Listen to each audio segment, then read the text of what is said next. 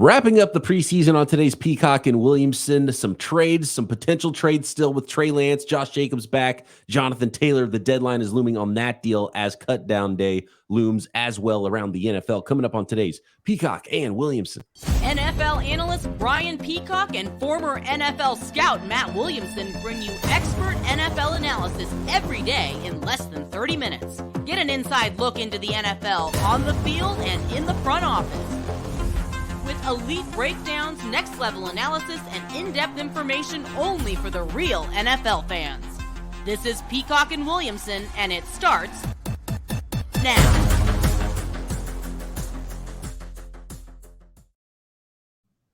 Welcome to the Peacock and Williamson NFL Show. Brian Peacock alongside Matt Williamson at BD Peacock at Williamson NFL.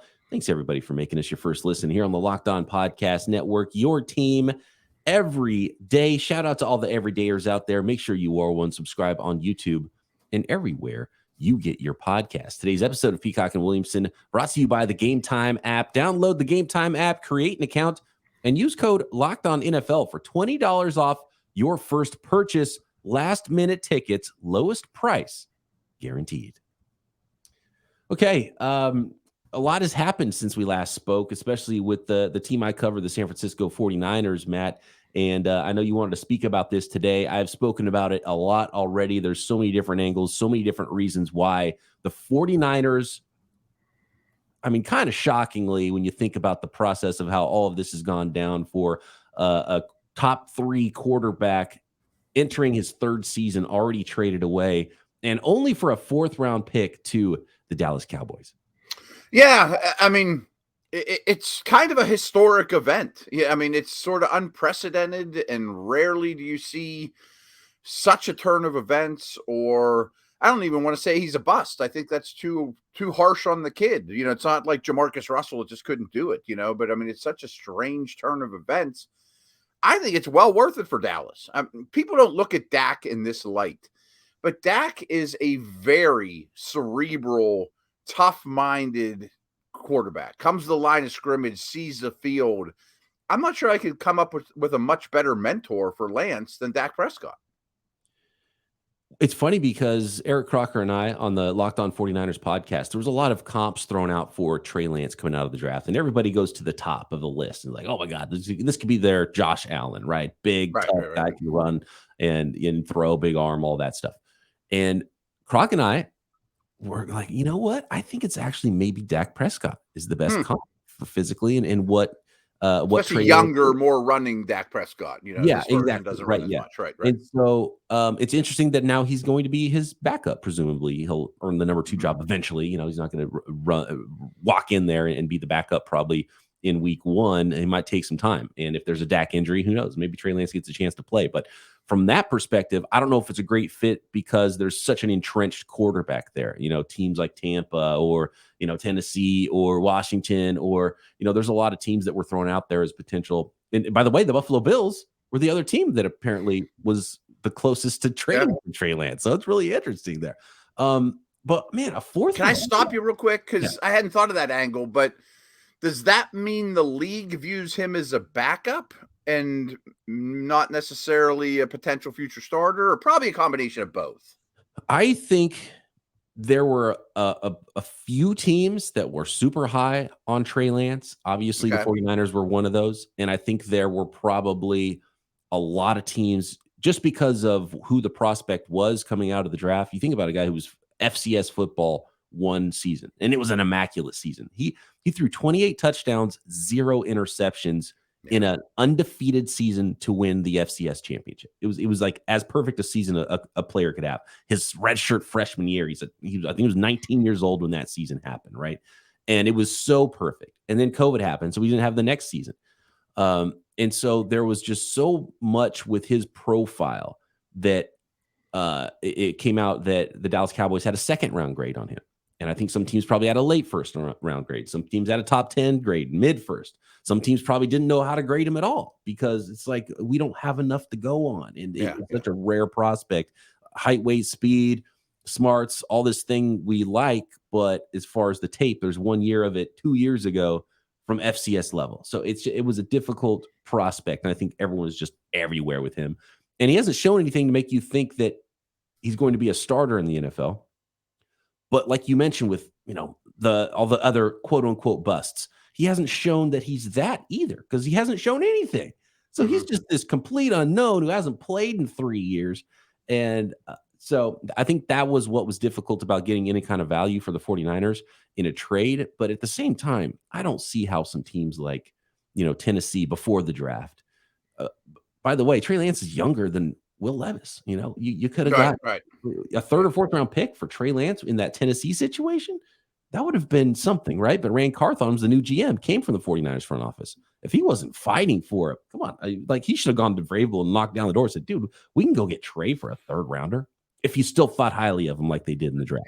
I think highly of him enough. So the fact that he didn't kind of telling. I don't know what the disconnect was. The 49ers clearly didn't worry about losing him, and they don't seem like they're too worried about him becoming a superstar somewhere else, especially a rival team like the Dallas Cowboys.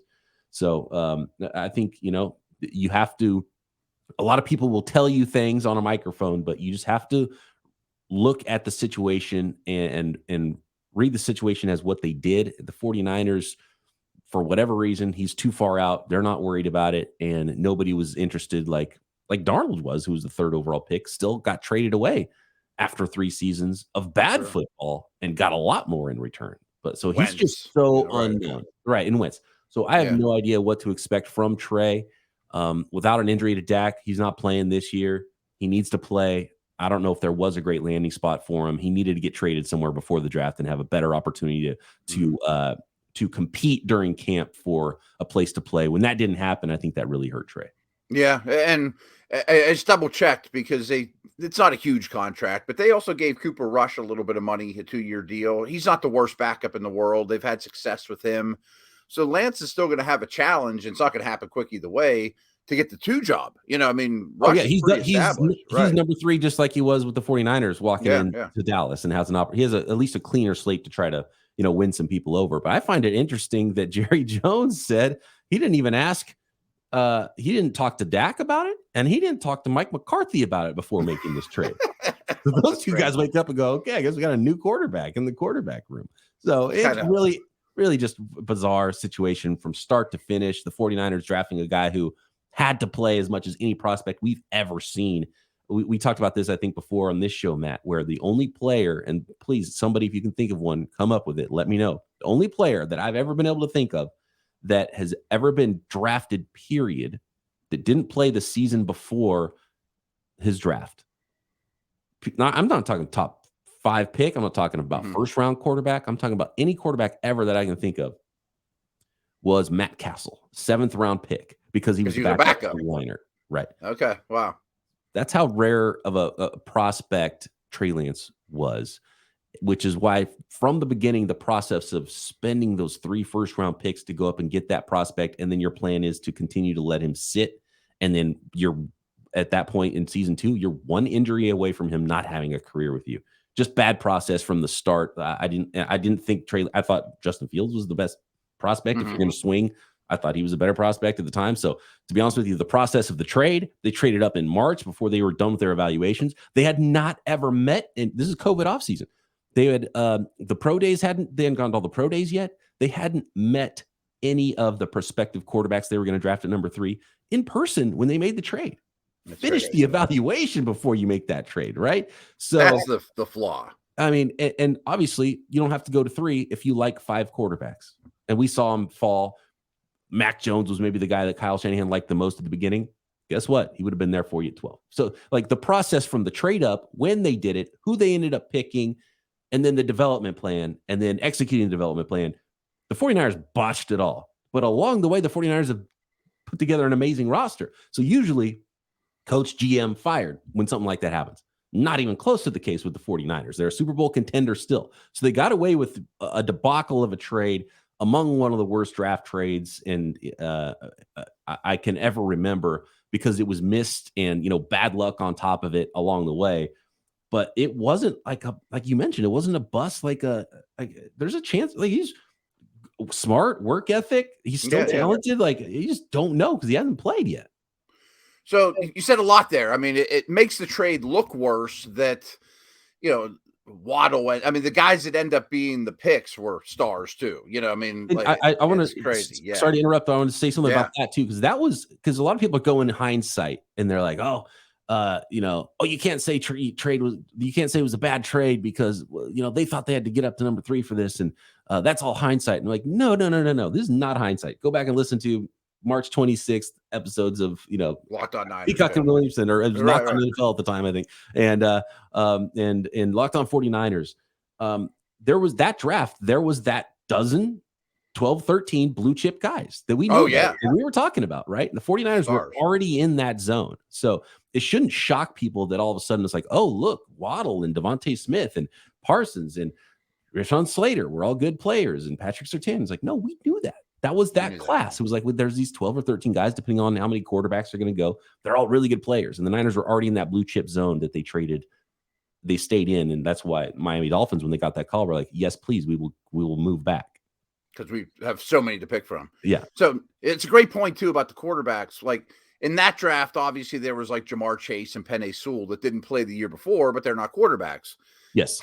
Castle's a great one. I wonder if sometime in history, was there a stud quarterback that like blew out his knee in the bowl game, didn't play his senior year, or blew it out in, spring ball or something like that and still got picked? And if that happened, it was probably a D1 guy who already started for 3 years, Right. So it's a wild situation with San Francisco 49ers, and they're not hurt by it, which is maybe the wildest part of all of it. That's unbelievable. Yeah. So I have one quick 49er follow-up here. Do you think this now gets the Bosa deal done? Because now you open up that cap space, right? Okay, you know what? Let's wait. On the other side, let's talk about Bosa. That's a really interesting one still for the 49ers. Josh Jacobs back with the Raiders now, and the Jonathan Taylor fake deadline for a trade to happen is coming up very soon as well. In fact, it's coming up tomorrow. Let's get into all of that and some preseason awards next.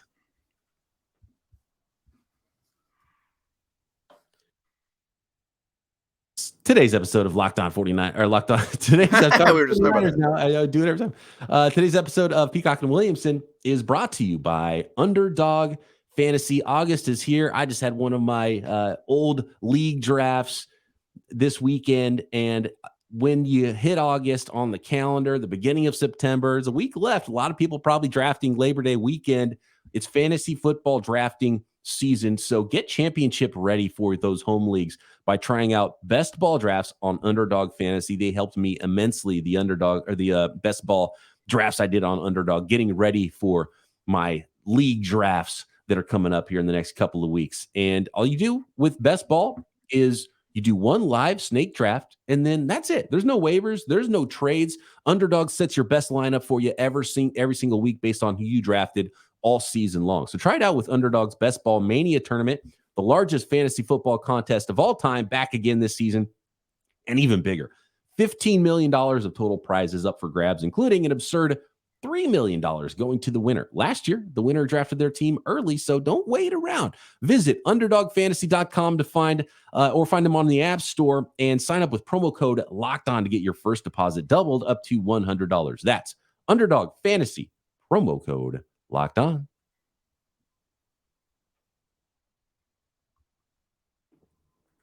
Okay, so you brought up, Matt, the Nick Bosa stuff with the 49ers, and I've not been worried about it, and a lot of 49ers fans are worried, and it's kind of, because fans are less patient than teams are. And I knew this was going to be a tough negotiation.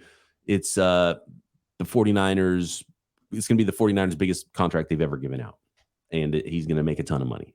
And the Bosas are tough negotiators, right? We already know this. Right.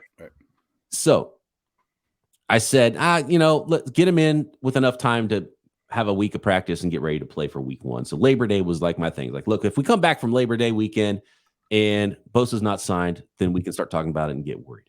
But Rappaport had he came on local radio in the Bay Area, Ian Rappaport from NFL Network, NFL.com. And he said, this one could go into the season because there's been really no conversations recently between these two teams. And you can't hammer out a deal if the two sides aren't talking.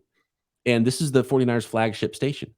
That interview was then taken down from the website later by the radio station which tells me that 49ers are like, hey, we don't want stuff getting leaked out here.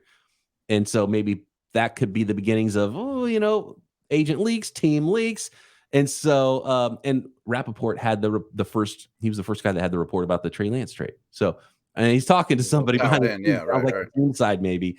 And I don't think the 49ers, because they don't want that out there, and they don't like leaking stuff. And so that was the moment I said, oh, you know what? Maybe this Nick Bosa negotiation is going to be more difficult than I thought. And it might not get done before the season starts, which that would be a disaster for the 49ers, more so than any effects this season that the Trey Lance trade will have. Interesting. I didn't know any of that. I kind of thought maybe the Bosa camp and the Niner camp have a contract in place, and Nick, just wait until we get Lance off the books, and then you can sign this. Yeah, but it doesn't sound like that's it at all. Right. At all. Yeah, it's not even related. So that's an interesting one to keep an eye on. Chris Jones as well, with the holdouts that continue. But Josh Jacobs. Real quick, I recommend Nick sits out week 1 and then comes back. That'd be perfect. Already, man. I don't know. I don't like that home dog in Pittsburgh week 1. Oh, yeah. Especially with the way Kenny Pickett's been playing. We'll get to that a little bit later. But one holdout that is over now is Josh Jacobs, back with the Las Vegas Raiders, going the Saquon Barkley route and using that blueprint, it looks like, to figure that one out for at least one more season. Yeah, I don't know much to add to that. I mean, you laid it out perfect. It's the exact Saquon outlet. I mean, it's getting a little more money now, blah, blah, blah. I mean, is this the new trend with backs? Maybe. And it really isn't all that great for the running backs. It's not exactly what they want. Well, it's what the teams wanted. The team's like, okay, cool. We'll give you $1 million more than because clearly they weren't trying to sign him long term, or at least they weren't trying to give him what he wanted long term. Mm-hmm. And for these backs, we'll see if if Taylor and Saquon Barkley stay healthy all year and have a no trade or a no franchise tag clause with that extra little year bump that they got for the final year, and you're on the market, and then you get teams bidding on you. That's how you get the most money. So I see it from the running back side too. You just gotta have that season again and stay healthy, which is the big thing with running backs and the attrition. And this is also like the Lance nugget you mentioned. Pre-draft, everyone has tons of cap space. Now's a hard time to add players. Right, and teams are trying to trade away guys right now because that they don't want to cut, and we're going to see a lot of minor trades, and we've seen a few of those already as cut down day comes on Tuesday, and which is also the deadline, right? That it was it I think so, yeah. Indianapolis Colts imposed a deadline for John Taylor and his agent to go out and find a trade. And there have been trade negotiations. Apparently the Miami Dolphins have been the hottest and heaviest team after him, but have not satisfied the Indianapolis Colts with that trade package as of yet. And if it's not done by Tuesday and cut down day, then the Indianapolis Colts are planning on going about business as usual with Jonathan Taylor on their roster this year. Yeah. And again, not a ton to add to it, but I do think it's an interesting note. Hopefully, for our sake, in the next 24 hours, there is a move. That could be a big trade. I think Miami makes all the sense in the world, but there's some other teams that would be interested. And I heard Mike Lombardi talking about this from a GM's perspective, and he thought there might be 2 avenues. He thought that maybe a team, and I'm just throwing this team out there, like the Chiefs or Bills, would just say, Jonathan, we're going to trade for you, but not extend you. We're going to rent you for this year, put you in a phenomenal environment to succeed. The Eagles come to mind. Maybe win the Super Bowl, enhance your stock, then we'll talk, or you can hit the market. And then there's the teams that would trade for them and extend them all at once, and maybe there's 2 avenues there for him to change teams contractually. Where do you think these guys are now, Jacobs and Taylor, with fantasy impact? Because and the Dolphins are impacted too, because you don't want to draft Jeff Wilson Jr. because he's already a committee back, right? Or Mostert or A-Chain, if they're going to go trade for Jonathan Taylor. So you're trying to figure out, okay, well, where do you draft Taylor? Because if he's on Miami, it's still good. If he's on the Colts, that's still good. But you can get him mid-second round pick now. He's a first-round guy. And Josh Jacobs has been the same way. He's like, well, this is a first-round guy, and you're getting him in the second round of your leagues. Are you drafting Jacobs back in the first round on Labor Day weekend? Where do you draft Taylor? What do you think about these two as far as fantasy goes? I've been sort of avoiding them, and I've been avoiding Jacobs just because of the workload he had last year, and Barkley as well. I mean, he really faded down the stretch. So real quick, here's my top 10 backs, real subject to change. McCaffrey, Eckler. I think Bijan's number 3 for me. Chubb, Pollard, Saquon, Ramondre, Jacobs, Taylor, Henry. But I don't think I want Barkley, Jacobs, Taylor, Henry. I mean, I'm like everybody and shying away, but they're bargains right now. I'm the opposite. I love the bargain. Okay, you're jumping on it. Second round, I'm doing backflips if I get Taylor or Jacobs. Okay, I think you will. It's because where you get them, and I can see why you would avoid them in the mid first. But I mean, I don't see how there's a big separation between Eckler and those guys. So that's why I love getting them in the second round. Okay, next we've got preseason notes and awards, and a couple of other players I'm huge on in fantasy football leagues this week. It's cemented after seeing preseason week number 3 and PFF's awards as well for the preseason. Next.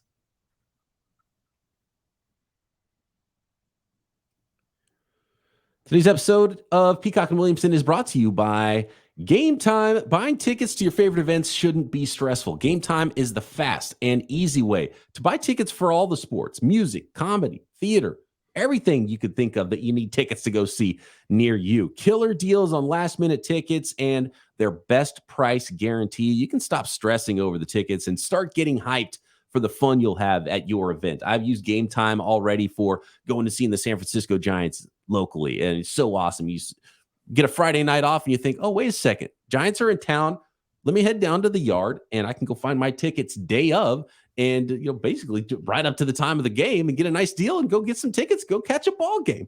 It's fantastic. Love the Game Time app, and forget planning months in advance for some of those events. Game Time has the deals on tickets right up to that day of the event, exclusive flash deals, tickets for football, basketball, baseball, concerts, comedy, theater, and tons more. And the Game Time guarantee means you'll get the best price.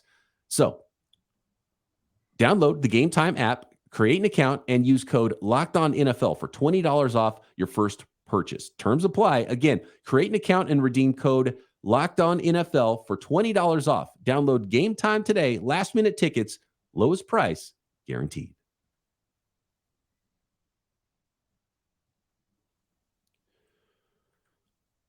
My biggest takeaway this weekend from all of the preseason games, and it was nice to see Bryce Young get on the board and start to play a little bit better, and some of the young quarterbacks. We've talked a lot about the rookie quarterbacks. I want to talk about an old guy.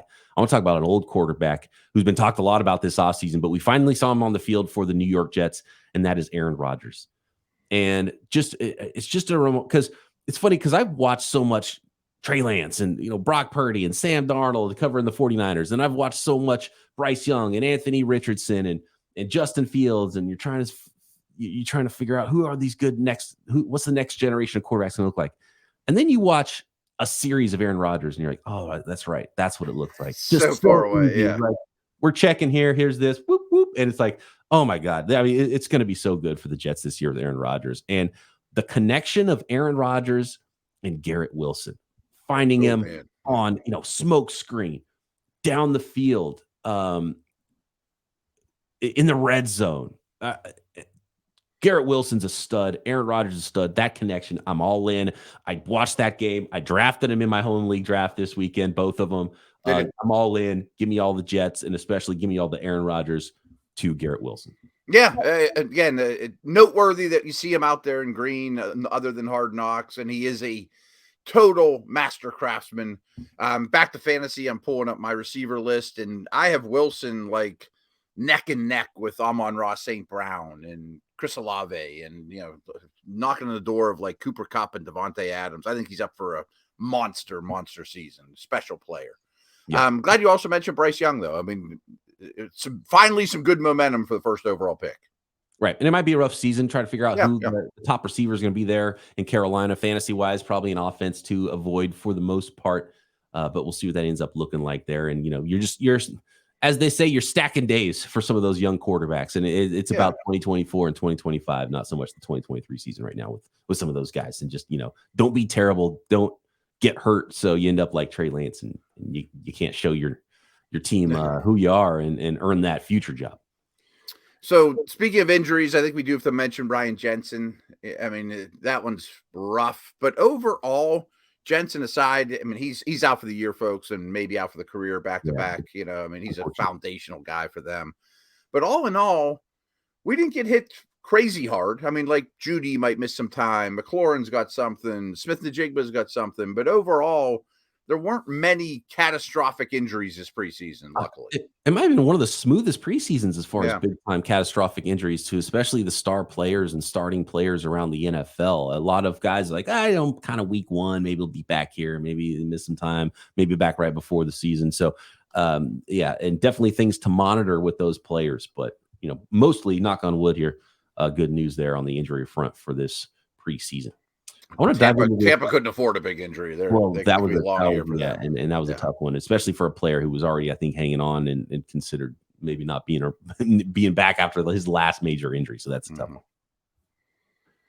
PFF gave out their preseason awards this year, and there's a couple of Steelers on the list, Matt, and we had kind of given our own preseason award to Kenny Pickett, and he's their pick at quarterback. I've loved what I've seen, and I'm pretty sure you've loved what you've seen from the second-year quarterback. Yeah, he's very, very impressive. And I will say the Steelers played the Falcons and Bucks, who couldn't have put worse teams out there. But they also played the Bills and Josh Allen and number one defense, and they destroyed all three opponents. And I think Pickett led 5 drives, all for touchdowns, perfect passer rating. We'll see if he can take it to the next level, but he's very impressive.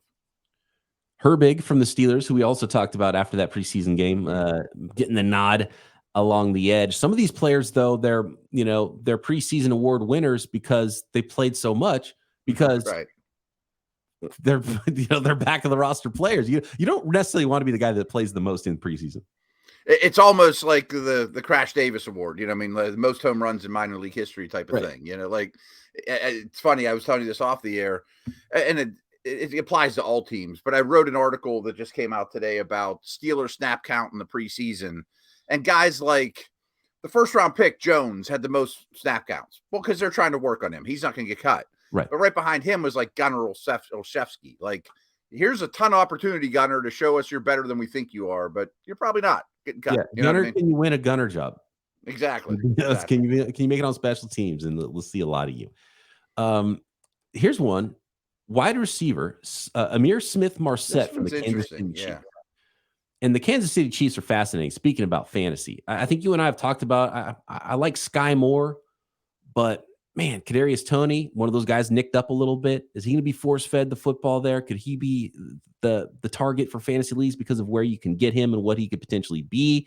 I mean, it is wide open. Maybe Amir Smith-Marset is the one to own because he's free in your fantasy leagues. He's a watch list guy, right? Maybe he doesn't even make the team. I don't know. But Rashee Rice, the second rounder, had some nice plays in the preseason. How do you treat the non-Kelsey pass catchers in that Kansas City Chiefs offense?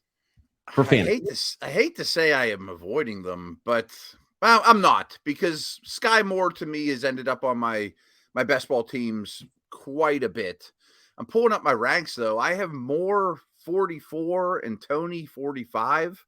I think most people have Toney ahead of Moore, but I think there's a real learning curve in that offense. And Moore's the guy we were talking about, me driving on the wrong side of the road when we were in Turks and Caicos,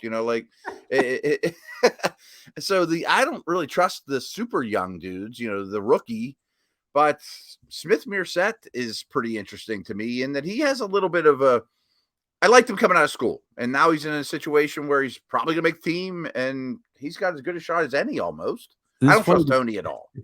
And this says a lot about me because I want to gamble on who that Z wide receiver is, the slot guy that gets targeted the most. And because the guy that we know the most about is Marquez Valdez-Scantling. And we kind of know his role, but I'm like, that's boring. He's going to be the X receiver. We know what he's going to be, but maybe that's the best thing to own in that Kansas City offense because you know what he's going to be for them. But for me, I ended up with this weekend, I ended up with Kadarius Toney because he went later than I expected. When I was targeting Sky Moore ended up going first, and I would have taken Sky Moore first, but he went. So I was like, okay, well, I think this is too good. It's too good to pass up a little part of this offense. And so whether it's Rashee Rice late, and again, I'm with you. It's like we saw it with Sky Moore last year. It's a little bit more difficult for rookie receivers in the NFL. Give me all the rookie running backs in fantasy leagues and in redraft leagues. But the rookie receivers, I need to get a bargain there because it can be more difficult, especially to start the season. But man, at the place I got Kadarius Toney, later rounds. Like, yeah, give me a piece of that Chiefs offense and maybe you hit big on one. That's the way I'm looking at it. In my deep dynasty leagues, I picked up Richie James a while ago too. I think he's a decent player. Yeah, I mean, he was the leading receiver for the New York Giants last year, and he can do a lot of things. You can put him in a lot of different places on offense. So if Kadarius Toney's hurt, Richie James might have that role. Maybe. There's one other name on this list that I thought was really impressive, and it's the edge rusher for the Packers, Kingsley Egbare. I butcher his last name, but they have a lot of depth now all of a sudden with Rashawn Gary coming back and Van Ness, and their front better be good. It's all first-round picks. And Egbare, to me, stood out every time I watched them in the preseason. I just want to throw that name out there. And it's for the young players that are fighting for roster spots that are, maybe players that look like they're going to be high-end backups or, maybe even future starters in the league. It's a good sign to have, like the Browns have Luke Whippler. And by the way, the Browns draft looks phenomenal at this point. We haven't seen any real games yet, but looks good so far. Steelers all over it. You said how they beat up on everybody. Connor Hayward looks like he's in a stick in that sort of H-back role. I keep comparing him to your boy Juszczyk. I mean, he's very Juszczyk-esque. Yeah. Tight end, fullback, and for a team that doesn't want to roster a fullback only to be able to do a lot of different things and line up in multiple spots, I think is key. I think we're going to see a lot more of that H-back style player in the NFL, and he's a nice one there for the Steelers. So good job, Steelers preseason. We'll see if that works out in the regular season. A couple more here. Malcolm Rodriguez is like the perennial preseason superstar for the Detroit Lions. Eli Ricks for the Eagles, young corner there trying to win a job. And then I think this one's funny because, and apologies, Lions fans, I don't know much about Stephen Gilmore, but it's funny because you got Stephon Gilmore, and it's like the Bizarro World Stephen Gilmore is like the preseason version at cornerback. And so, I don't know if he's going to make the team or anything. A lot of these guys, it's tough, but I did the same thing. I read it. I'm like, Stephon Gilmore's on this list? What? Why would he be? No, that's a different guy. Okay.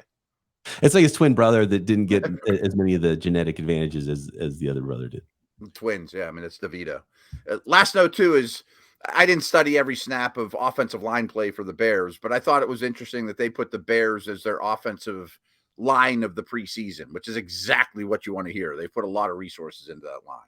And yeah, I did watch a lot of that third preseason game with Justin Fields, and it does feel like his process is speeding up, getting the ball out quicker. When he leaves the pocket, he's not leaving into trouble, and his pocket is better while he's there. So, all signs pointing to a positive. Now Justin Fields has to be that last piece and utilize DJ Moore and utilize Darnell Mooney and utilize a better offensive line, not get sacked as much and start taking the quick game stuff. And so, process there. And it looks looking up for that Bears offense for sure.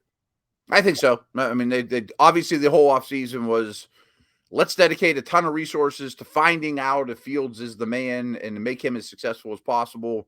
No more excuses. I mean, this is third year. Third year for a quarterback is an eternity. Yeah, it's there's no more variable, I think, outcome right now than the Bears offense and Justin Fields, because he could be Jalen Hurts superstar in 6 months. He could be, we're drafting a quarterback with one of our extra first round picks next year, and he's he's starting again like Trey Lance is right now. Like both of those outcomes are possible. And it's almost you mentioned this. It's almost like there'll be no middle outcome. People don't think draft this time of year, but everyone always realizes the Cardinals might have the first two picks in this draft. Well, Bears and Panthers could be both top 10 picks, or maybe if disaster happens, top 5 picks. I mean, they're going to have resources. Yeah. Who knows? Well, the Bears with the Panthers pick. That's what I mean, right? Exactly. You're right. All right, good stuff there. That's a wrap on the preseason 2023. We're going to have more guests coming through talking about those specific franchises as we head into the 2023 season, and of course, our season predictions coming up on future episodes of Peacock and Williamson. So make sure you're subscribed on YouTube and everywhere you get your podcasts.